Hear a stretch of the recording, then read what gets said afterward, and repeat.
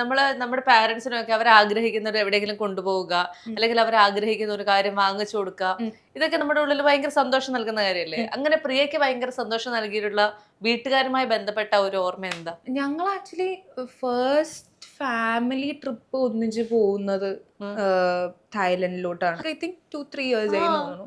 അപ്പോഴാണ് ഞങ്ങൾ ആദ്യമായിട്ട് ഒരു ഫാമിലി ട്രിപ്പ് പോകുന്നത്. അതെന്താ അങ്ങനെ? കാരണം എന്റെ അച്ഛൻ ഒരിക്കലും ലീവ് എടുക്കില്ല. അപ്പൊ അമ്മയുടെ കംപ്ലൈന്റ് കേട്ട് കേട്ടിട്ട് ഞാൻ മടുത്തു.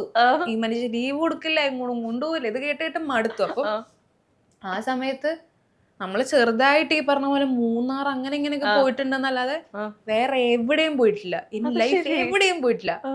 എനിക്ക് അങ്ങനെ ഒരു പരിപാടി തുടങ്ങണം എന്നുണ്ടായിരുന്നു. അതായത് അറ്റ്ലീസ്റ്റ് ഇയർലി വൺസ് നമ്മളെല്ലാവരും എവിടെയെങ്കിലും പോകണം എന്നുള്ളൊരു സാധനം. അങ്ങനെ ഞാനായിട്ട് ഇനീഷ്യേറ്റീവ് എടുത്ത് ഞാനായിട്ട് പ്ലാൻ ചെയ്ത് അങ്ങനെ നമ്മൾ 4 പേരും കൂടെ തായ്ലൻഡിൽ പോയതാ.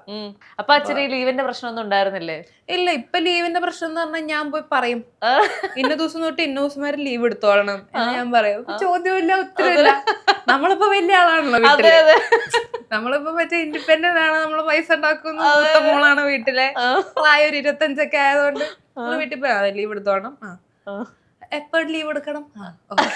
വേറെ ചോദ്യങ്ങളൊന്നും ഇപ്പൊ ഇല്ല. അമ്മ അതുകൊണ്ട് ഹാപ്പി ആണെന്ന് തോന്നുന്നല്ലേ? She's also very happy. പുള്ളിക്കാരത്തേക്ക് എന്തെങ്കിലും കാര്യം നടക്കണമെങ്കിൽ ഞങ്ങൾ സെറ്റാ. അങ്ങനെ